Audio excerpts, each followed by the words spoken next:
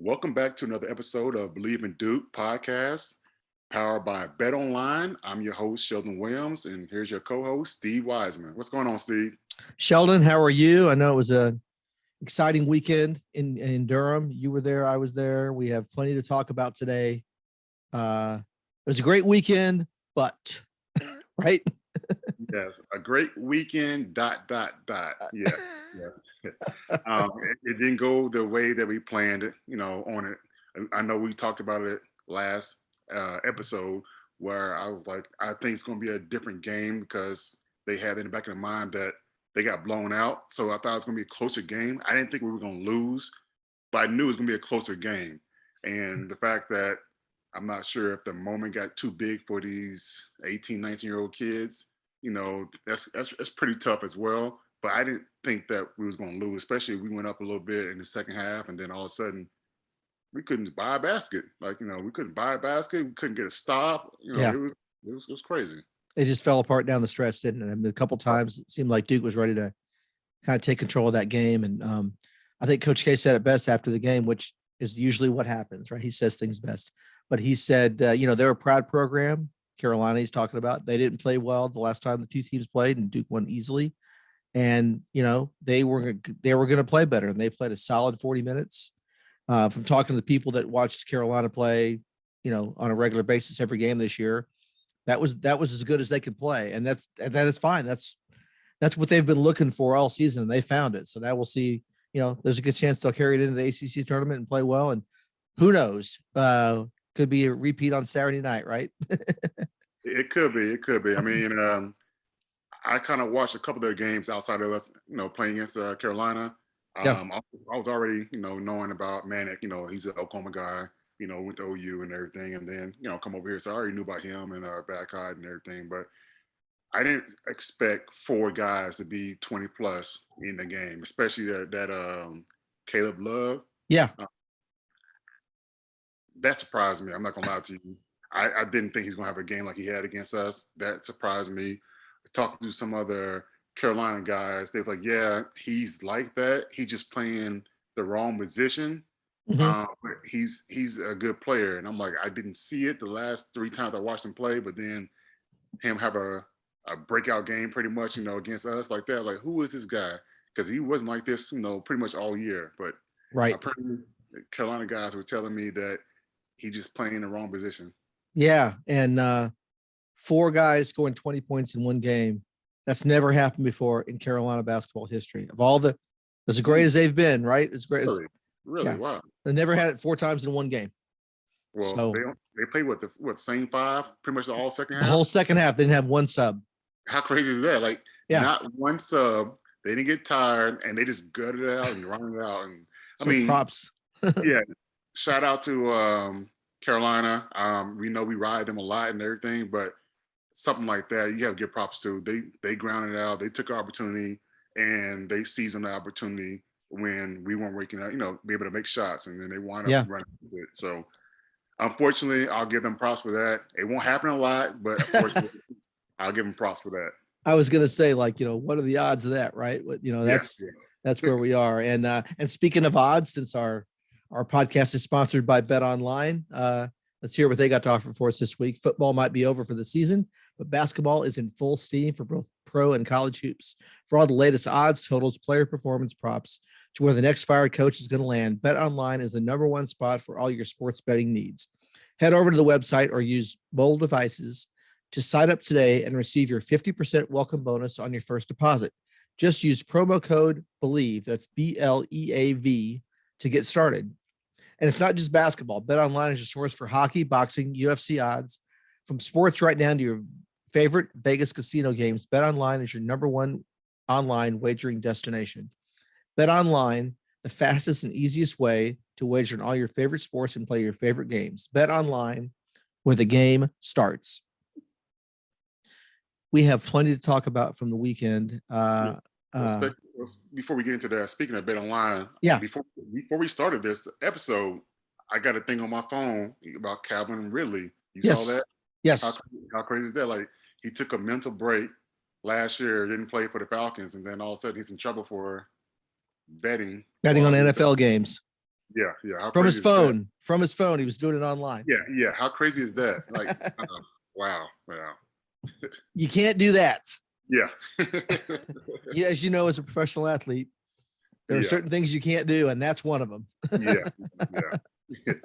So yes, big news today on a Monday as we get ready for March basketball and bracket games and all that. We got the conference tournament first, but we do want to get into the weekend and get into how special it was. I mean, the final score of the game aside, it was a historic weekend in Durham in the ACC.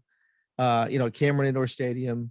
Shelden, I know you were part of the festivities, the pregame stuff on the court, getting into town, seeing all your former teammates, former guys from the program. Just tell us a little bit about how Saturday went for you when you got into town and what it was like. Yeah, I mean, I didn't know what to expect, to be honest with you. Coming back, it was kind of like a family reunion type, where all of a sudden you walking on campus. I got there a little bit earlier, so I can actually see the festivities outside of Cameron, Yeah. and it kind of just walking from Washington Duke over to Cameron, and still being stopped by people, and it was great to be back in the atmosphere because a lot of times with the newer kids that's there, they don't know the older players, and now I'm on the verge of the older players. Yeah. Now, so it was still kind of cool to see, like, people, still hollering out, pay your rent and things like that. Yeah. So I was able to do that. I had a couple people still have my jerseys on, which was pretty cool to see. That's cool. So, yeah. Right. I took a picture of one lady had my jersey on. I even posted on my IG and everything. But it was cool to actually still see that love was still there, and being able to actually walk up into the backside of Cameron, and we met in the new family. Well, I say new for us, the family room for all the families for the the players and everything. Yeah. And just seeing that, I'm like, oh my goodness, like this is a nice nice room. They got like a little pop shop in there. They got the little arcade in there, ping pong type thing, table, food and drinks. I was like, oh, this is a lot nicer than when I was in the school and everything. So yeah, my family, they didn't have that. They had like a little popcorn and cookies. Yeah. Yeah. But it was kind of cool. Then all of a sudden, people started kind of coming in waves. You'll start seeing a couple guys that you may not know too much, so they introduce themselves and told me, when they actually played. And obviously, the later generation, everybody kind of knew. We just didn't know the earlier generation like that. So we got a chance to see a lot of guys that were from the the early 80s, all the way up to the 90s. Obviously, we knew the big names, like the Danny Ferries and Christian Leitners, Yeah. But Gene Banks, cool. People like that. Yeah. Right. But it was cool to actually see these guys and be able to get a chance to talk to these guys and just kind of fellowship with them. It was pretty cool to do that. We all had the shirts they gave us, for Coach K to walk out, and then we all huddle in the hallway, and we make that little tunnel for him to walk out. And it was pretty cool, like to have all those players from the door all the way up into the I think it was midcourt. It was past midcourt. Yeah, it was almost past midcourt. There's so many guys. Yeah. Yeah, just have them come out, and then we took that aerial shot of all the guys behind Coach K around Duke center floor. Yeah, and it was just a great night to see everything that he's done, and then be at the end of that and be a part of that. It was pretty cool to have. Leading up to the game, it wasn't, like I said, the way we wanted it and everything, but just being in the stands. That was my first time standing the whole time. I was like, do I want to be crammed in the seats with other 6'9", 6'10" guys, or do I want to get on the back wall and at least I can lean against the wall? So I was trying to do that the whole time and everything. So I kind of picked my poison doing that. But it was a good night just to actually have time to actually hang out and catch up with people that you're not necessarily talk to and be around all the time. Yeah, I spotted you over there against the wall, so that was smart. I was thinking my man has got thinking that head because it was going to be because it was so hot in there. I mean, I know it's hot. I know camera gets hot, but it was like extra hot. I don't know what was going on. I guess there were so many extra people stuffed in there. So right. And so I had tweeted out early in the game. I was like, it's my first time actually on this side, because when I was playing, I knew it was warm, but you're playing the game, so your mind's not really on that. Yeah. But being on the other side, I'm over like, yo, somebody cut on the AC or something. Like, what is going on? I have a fan blowing and roll on those big fans in it and blow it up. I'm like, geez. And on top of that, we all pushed into this little small area. I'm like, yo, back up, give me some space. Yeah, man, it's getting a little roasty in here. Yeah. So I was like, okay, that's how y'all fans were doing this the whole time. And then I tweeted it out, and then you're like, yeah, you're a rookie. So what we do is we have layers. We go in when it's cold outside with our coats and everything, and then we have shorts on underneath it because it's gonna be so hot in there. I was like, you know what? That makes sense. Yes. I understand now why everybody used to have the shirts off and they painted themselves and things like that. Yeah, I see that now. Because like you over here dressing for the weather and then going inside Cameron, it's complete summertime. Like it's total opposite. Sweltering. Yeah. So when Coach K came out, I was sitting obviously on the other side, right, in press row where the Camp Crazies were. So I couldn't see him coming through the players, you guys, right? Until you got to a certain point, then there was a gap and I could see him between there. Just, I'm curious from your point of view, when you saw him coming forward, he's greeting people, what was that like when you first laid eyes on him or locked eyes with him? And what did you take from that experience?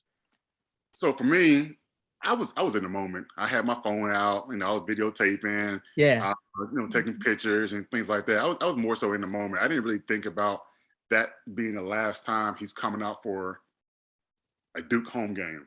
I wasn't even thinking about that part. I was just thinking about, what, how cool is this that I'm right across from Jay Williams, Christian Laettner, and JJ Redick. And then on my side, we got me and Carlos Boozer, Elton Brand, those guys right next to me. I'm like, how cool is that? Like, we seeing, different generations of great Duke basketball players. And all of a sudden, the one thing that tying us all together is a man that's walking in between us as he's going out to the, half court. Yeah. So I was more so caught up in the moment because I was like, what, this is so cool because when do you have a chance to have this going on? Like, how crazy, like, everybody who have their busy schedules. I mean, shoot, you got Grant Hill being USA basketball and on the board, things like that. Elton Brand, the GM of the 76ers. Mm-hmm. Everybody got a lot of things going on, but yet they had made time to come back and actually do this. I was like, you know what? This is pretty awesome. It's pretty awesome. And how about along those lines? Grayson Allen had a game Friday night, and he had a game Sunday, and he flew into Durham for the day. Yeah, for the day. Yeah, how crazy is that? Like, he flew in from, I think it was in Chicago, and they played against Chicago. Yeah. Flew in and then did this and flew right back out. Like, that's pretty awesome to do, and to fly out and play that same day too. I mean, yes, yeah. You know how tough that could be. It's right. So, but that's how much this meant, to him and to everybody. Exactly. So exactly, yeah, that was a pretty cool thing. And then the pregame ceremony, we just talked about that. The national anthem. I could see Coach K. He may have had his back to you at that point during the anthem, but he was visibly just struggling to kind of keep it together and not crying. And after the game, he admitted, obviously he teared up and everything. And he was trying to like, okay, I've got the game here. I've got to coach these guys, but he was really working hard to absorb that moment, and take it in. Right. Yeah. I didn't get a chance to see his face because like you said, his back is towards us as he's looking at the flag. Yeah. But I can imagine. I mean, you having all these thoughts and memories and wherever else running back to you as you standing there in this historic moment in Cameron for the last time, like it's crazy. And for him to have this going on and then also play an already emotional game against the rivalry of, Carolina on top of that, I can't imagine what he had to do to try to put things in perspective and try to prioritize different things going into the game. And then obviously once the game started, it becomes a little bit more easier because you are facing your players and you're actually in the moment of the game and trying to coach them and get them going. Yeah. And that's what I wanted to talk about next too was, he seemed as amped up for that game as he's been in almost every game this year. And I've been at every one. So as far as like he was on the officials for some calls that were questionable. That's always the case, I guess. But I think and he sensed something was off with the team as far as their edge. and they all admitted after the game they weren't as hungry as they needed to be. Carolina was hungry, and that's why they won the game. But that's why I'm curious what you saw from your point of view and what the other guys around you were talking about with him. He really seemed like he was trying to find that edge and really push the guys. Yeah, I mean, for me, it could be a number of things. I mean, one, this is still a young team, so having this big of a moment for them, I mean, it'd been different if it's like 10 years ago where you had like a lot of juniors and seniors on the team. Yeah. Be able to, like, get your head out of the clouds, here, we're going to do this right here, kind of keep them focused. We didn't really necessarily have a team like that can kind of pull us up together, especially during that stretch when we couldn't make a basket. So that ran through my mind. Also, what ran through my mind was this being a young team and knowing what they did to them at Carolina, thinking that they're going to lay down or it's going to be just as easy. I think that was also in their minds as well. But then the last thing I thought about was like, we've been playing better on the road than we have been playing at home all season. And I'm not sure what it is, because a typical Duke team, we take care of home. And some reason this year has been kind of difficult of us taking care of home. And it's baffling because I'm comparing it to all the other Duke teams. And one thing we are always good for is taking care of home. Yeah, no, you're absolutely right. I've said that. We've talked about that. And yeah, that edge just for whatever reason hasn't been there at home like it has been. I think, you remember at the end of the first half Saturday, Duke went on the 14-0 run to take the lead. They were up by 9, a couple minutes to go in the half. And I thought, okay, they can take this into the second half up by 10 or 11 or even 8. They're in pretty good shape here. And I think maybe they thought Carolina was just going to fold at that point because they were just getting overwhelmed like they did in Chapel Hill. And lo and behold, they broke it as a 2-point game at halftime, right? And that was a huge swing. Right. And the second half, Duke comes out and takes that lead. I think it was 7 points with about 12 minutes to go. And it seemed like right on the edge, it just like pushed them getting it done. And then Carolina bowed up and it happened. So yeah, they didn't, again, that edge wasn't there. And we know what happened the last 5 minutes of that game. There was the atmosphere in the building. It's like the air just got sucked out of it, right? Except for the little people over there cheering for Carolina. Right. I mean, you could tell, and even with the crowd trying to, get into it and like, hey, let's make our rally. Let's go. And then all of a sudden we coming down and we taking what I call hero shots. A guy come in, is not really going through the offense. Is trying to, like, I'm gonna go ahead and take the shot, try to get us back on track. And nobody was really hitting, pretty much all game from outside anyway. So we didn't have anybody that was on. So these guys taking these type hero shots and everything, it wasn't really working out. And then come to find out, like, hey, 1 shot, 2 shot, 3 shot miss, 4 shot, and all of a sudden Carolina goes up, 2, 5, 7, 9. I was like, okay, what's going on? Like, hey, slow it down, and before it gets out of hands, like, slow it down and let's run the play and get a good shot if we can, that type thing. Yeah, they just lost their edge, lost their flow offensively, and once it was, and I think the hero ball, people panicked. They thought, okay, I got to make a play because this is getting away, and oh my God, we can let this happen, and it just slips through your fingers, So right. Okay, so the game's over. There you go. It's time for the post game stuff, and we get back into the ceremonial stuff, and when the ceremony started, remember Coach K walked to the middle of the court and grabbed the microphone. And he said that was impromptu. That was not part of the schedule. It was supposed to be Nina King and go ahead. Well, before we get into that, because I just found out about this early this morning, the whole Carewell situation. What was that about? Okay. So in the post-game handshake line, Carewell, when Hubert got to Carewell just walked past him.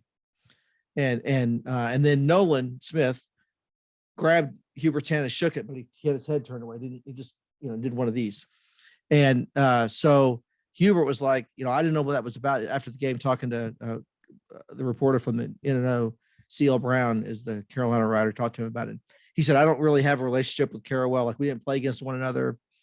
So whatever that was about, I don't know.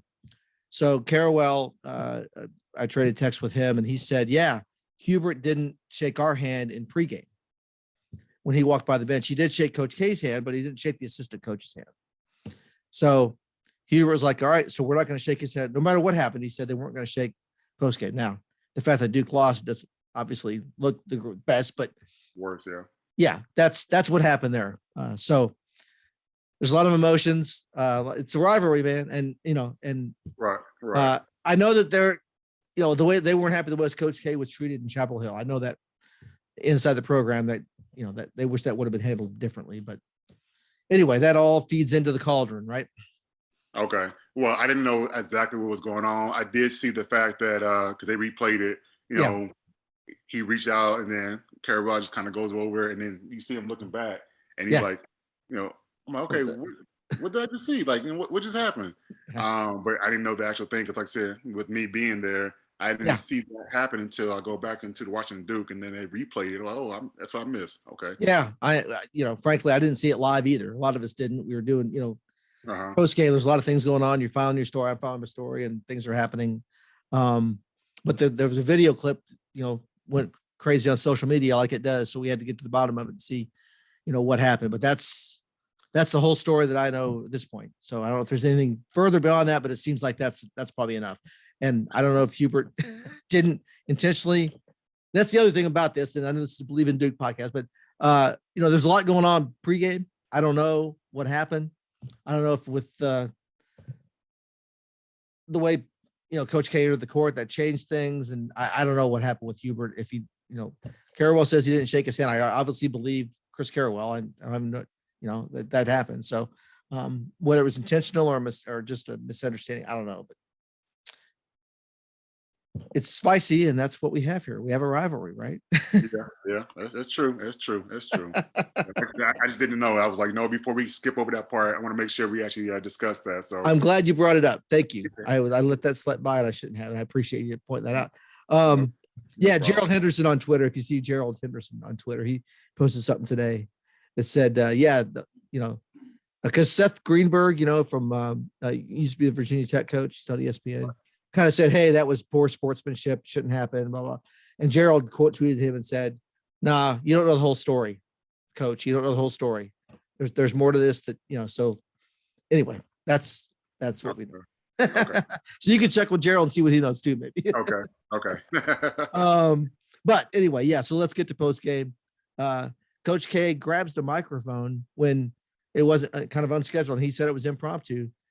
And I thought, he could sense, and he's always been so good about this. He can read a room and sense what needs to happen. And he knew that the atmosphere was, because of the loss, right, was just, oh my gosh, what is this? And he had to say, he took it. He said it was unacceptable, and he kind of gave everybody, I think, permission to go on with this celebration.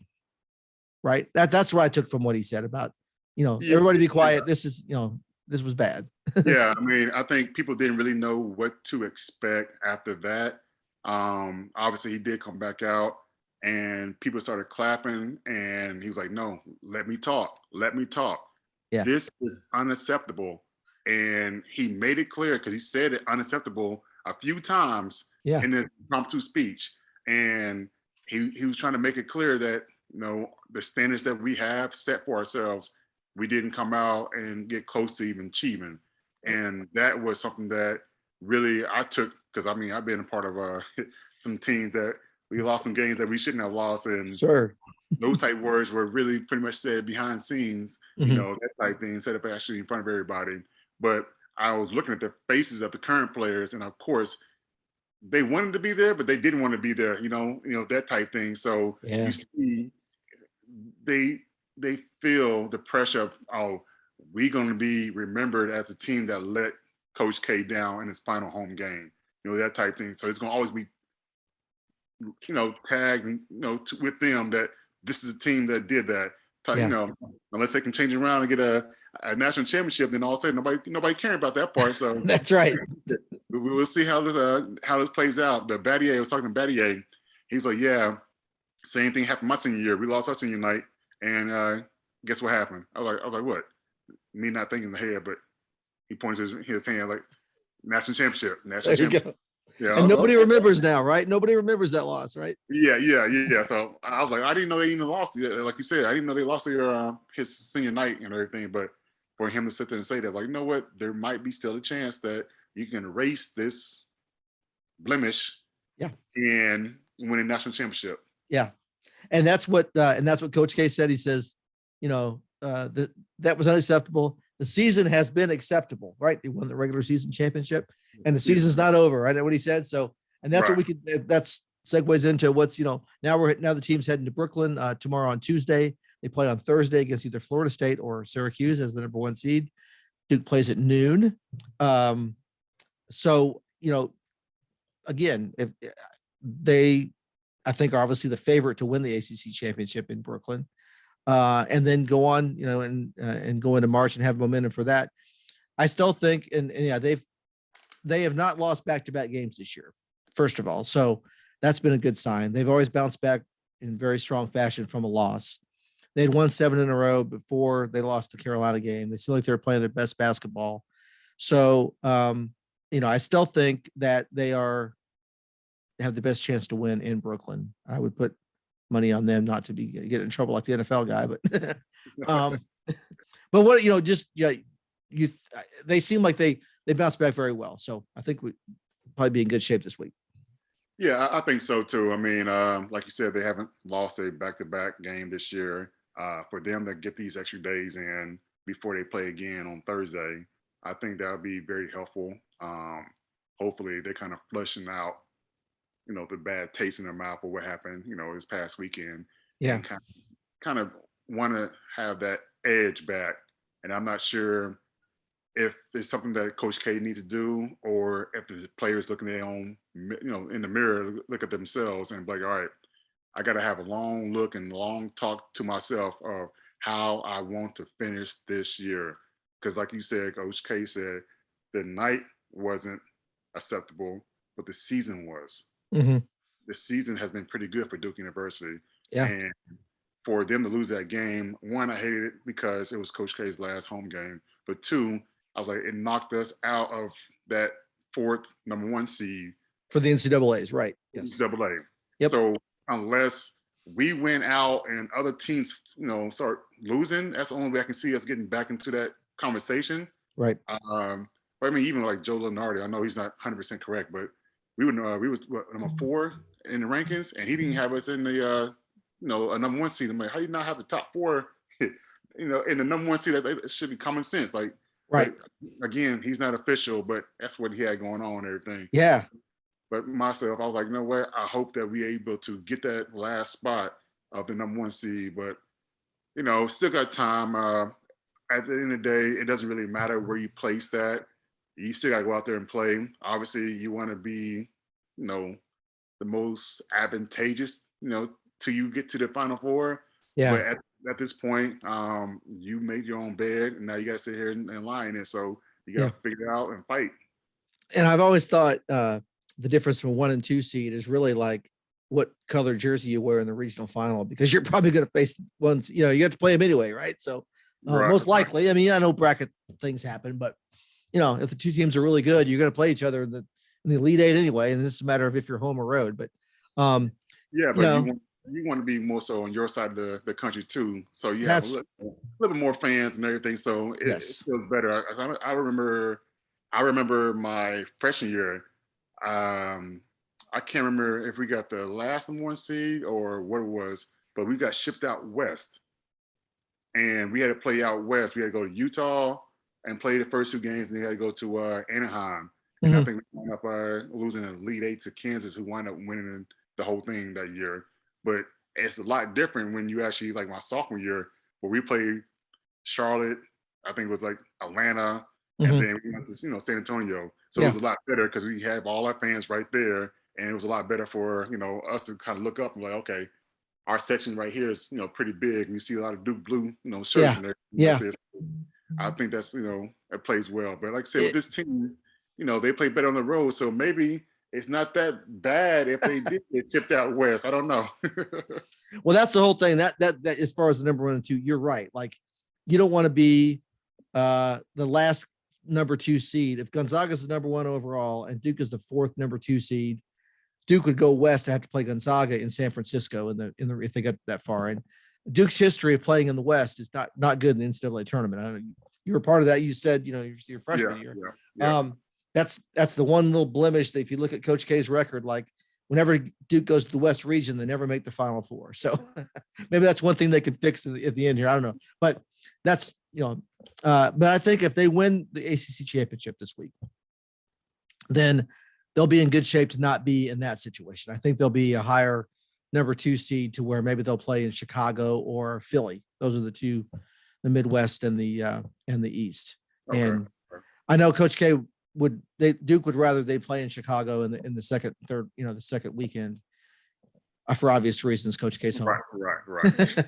And then Philly, Yeah, I mean that'd be cool for Coach because he's right there back home for his last trip as well too. So that'd be actually pretty awesome. They actually did go to Chicago, and play in front of his hometown and that type thing. Yeah, pretty cool.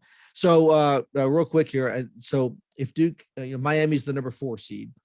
So if Duke would win their quarterfinal on Thursday and Miami would advance if the seeds play through, Duke would get another shot at Miami, which I know the Duke players really want. They were able to beat Florida State after they lost to them. They were able to beat Virginia after losing to them the second time around in regular season, and they didn't get another shot at Miami. They only played them once. So I know that would give them an extra drive. That would be something that would help their path. There's a lot of revenge going on there for that game. So that's how that would work out. And then, it could be a Saturday night. Carolina's a 3 seed. Notre Dame's a 2 seed.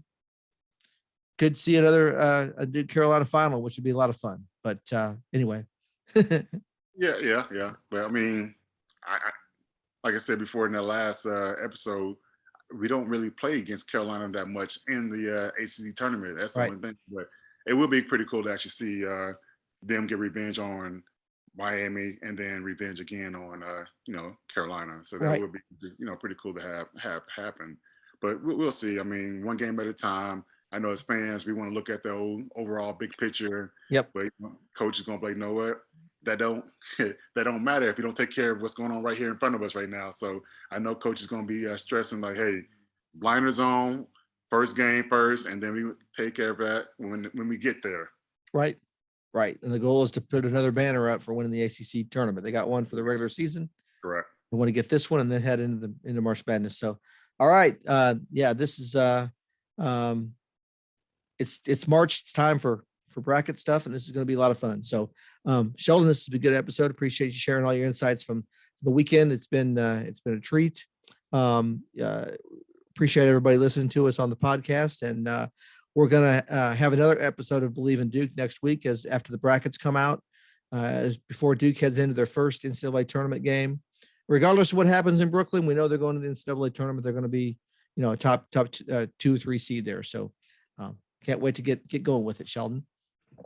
Yep, almost time. March Madness, baby. Here it is. All right, we'll keep you up to date on everything here on the Believe in Duke podcast. So for Shelden Williams, I am Steve Wiseman. Thanks for joining us this week, and we'll talk to you again next week. All right, stay tuned.